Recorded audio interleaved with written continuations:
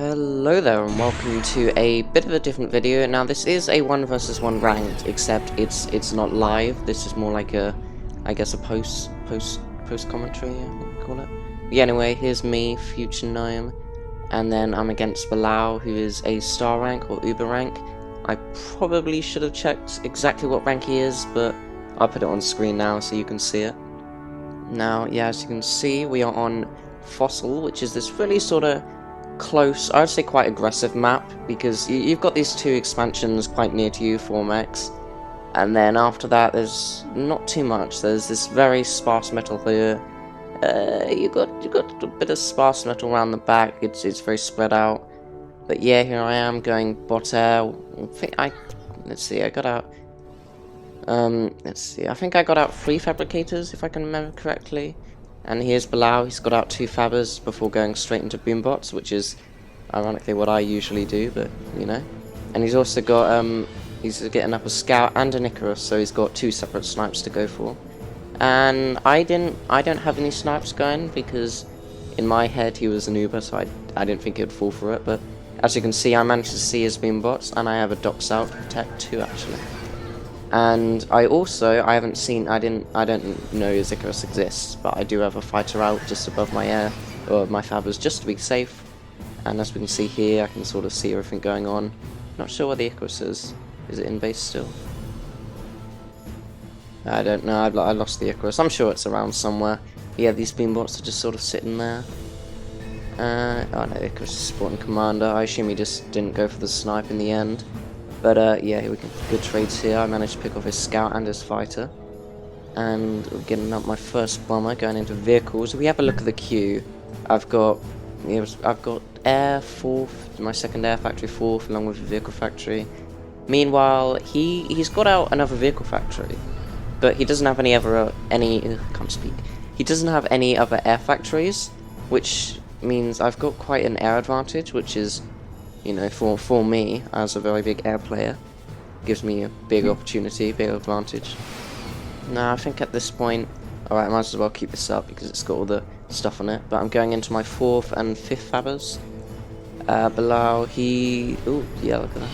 This was such a pain. I tried, I'm gonna zoom back for this. Where are we? What is it? Here we go. So I came in, I saw his scout with my, I saw his fabber with my scout. I came in with my bomber. I came in, and he just dodged, which is fair enough, because it wasn't any flashy. This I was trying to hover bomb, but he was still managing to dodge. And I tried to do a bit more sort of like slow hover bombing, and he just dodged all the missed bombs before I come in one more time, but yeah, he managed to shoot down my bomber, so that's a big loss. Meanwhile, I'm getting up some expansions here. I think I accidentally sent this fabber this way, but that was just because the rally point was set there. Meanwhile, Bilal, yeah, as we can see, I think it's pronounced Bilal, I'm not 100% certain to be honest, but it's either Bilal or B3. Yeah, he's starting 2 metal extractors. Yeah, he's got 3 fabs here and a fab there, and is he? No, he's not getting any other fabs now. Meanwhile, I am onto my 4th factory, so I am slightly ahead in my main base, but not by much.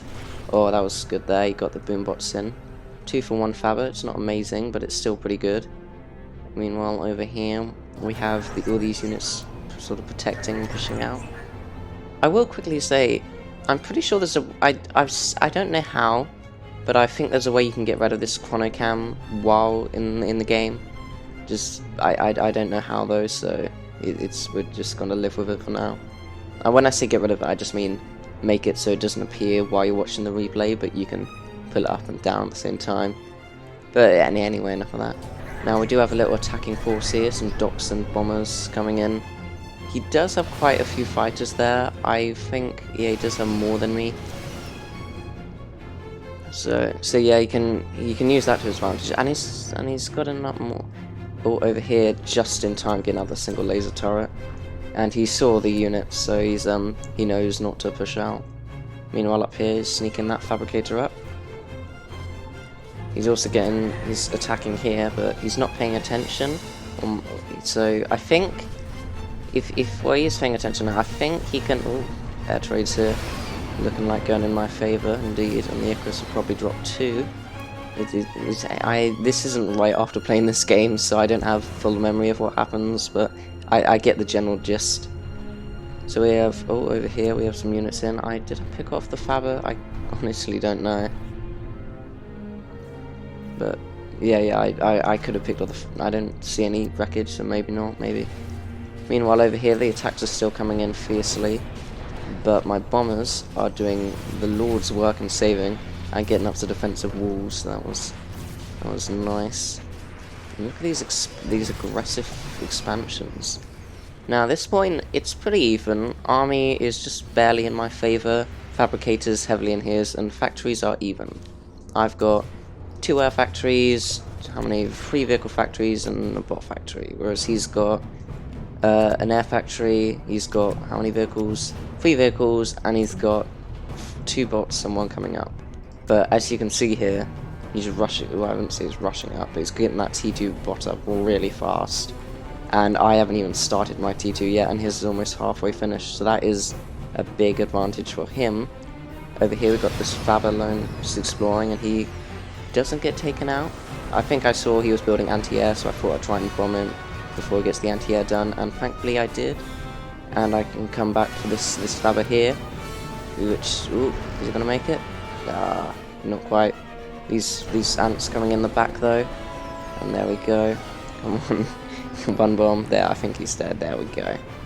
Now, out of these 2 illnesses, he does have these expansions quite locked down, mind you. Whereas on this side, I've got a factory, but I've lost half the mechs there, and on this side, it's not quite perfect. So he is coming out on top quite a bit here. My air is the only thing that's keeping me in this game. However, this backwards expansion, I've got like these Fabers here. Why are these idle? Didn't notice that in the game. But yeah, that's a bit of a shame, but oh well. Yeah, they're getting up a pelter, a very aggressive pelter, which, if that goes unnoticed, it can basically control this whole portion of the map. So it's key to see if that comes up or not. I also have a vehicle Faber here just to reclaim them.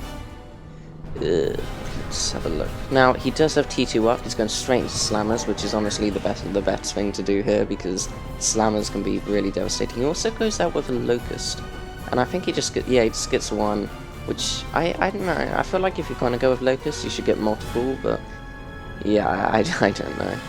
They got that there, and also I'm getting up T2 vehicles on my own now. A bit late, but better late than never. And all 3 Fabs are working on the pelter now, and it's looking like they're going to get it up before any units come in. And this here, we've got this force here with a single laser turret and some docks to protect, so this can do a lot of damage. And that pelter, it's looking close. Let's see what he sees. Now, from his point of view, he sees the pelter as well as the turret, and here come the bombers, which is, I think, what clears it up. I think he could have sent these guys in and taken out this expansion, but he had no anti-air here. His only anti-air was the spinner all the way over there, so that's why he didn't go in. Meanwhile, this took out all of this back expansion, which is great. And economy is actually in my favor, as well as, yeah, economy is in my favor, as well as army count. But Fabers are in his favor. And although I also, factory count, as you can see, is in my favor, he has the early T2 advantage. So if we have a look around the map, he's got he's not many Slammers, but he's still got Slammers roaming around. Oh yeah, there's a lot more on this there. So them Slammers, they can be game changing. And my T2 vehicles, if I get out some aggressive levelers and or vanguards, they can do a lot of work.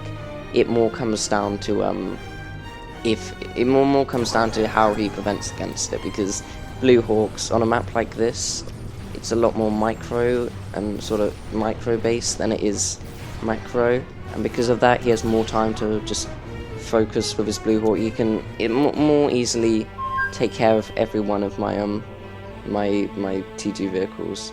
Also, I heard a ping, but I didn't see I didn't see any pings. Slammer getting picked off there, that's good news for me. With a few more Slammers coming in. Now the Air Force is quite heavily in my advantage, which is good. So we have the first levelers coming up here. Now, Faber's coming down, that's a pretty good pickup. And some slammers too going down, which is always nice. Now at this point Bilal has no air advantage, but he is starting to gain economy, and this force in the back here along with them slammers, that is a deadly force. I do have a couple levelers which can really help take care of them slammers because there's no blue hawks or gillies in here. But I think at this point I was more interested in, I felt like I was losing like a lot more than I actually was. And that's probably not a good mindset to get in. And also, this force tried to protect the expansion rather than pulling back to link up with the levelers, which meant I lost all of this side. Which, I mean, it's not the end of the world because I did take out one of his full metal expansions by his base, but it's still not great. And he's got all these slammers reinforcing in. So at this point, you can probably see what I'm doing. I'm getting out vanguards just because the vanguards with their radar jamming, if they get close to a commander will die very quickly. So that's sort of what I'm counting on.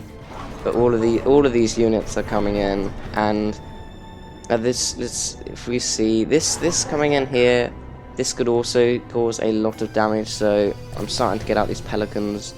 Now he doesn't actually know I have T2 vehicles at this point, but I think it comes down to at this point, because we had a little, we spoke after the game, and at this point, you sort of have to expect your opponent to have T2, because we're 11 minutes into the game, so it'll be very unusual not to have T2.